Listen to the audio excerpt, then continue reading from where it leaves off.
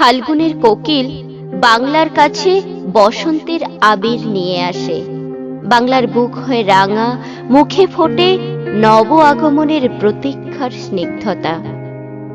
সেবারও কোকিল বহন করছিল এক বার্তা, এক নতুন যুগের সূচনার লড়াইয়ের বার্তা।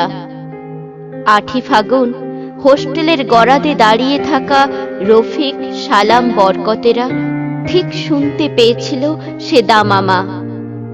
বাংলার দামাল ছেলে ওরা, তাই তো নিজের রক্ত দিয়ে বাজি ধরল, মাতৃভাষাকে জিতিয়ে দেবেই ওরা।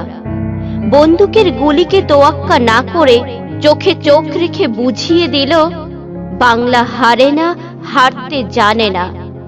সমস্ত পৃথিবীকে মাথা নত করতে বাধ্য করল তারা। বার্তা রেখে গেল এই পৃথিবীর বুকে, বাংলাকে দমানো যাবে না।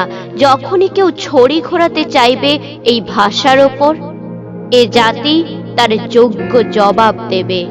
বাংলা হারে না, বাংলা হারবে না।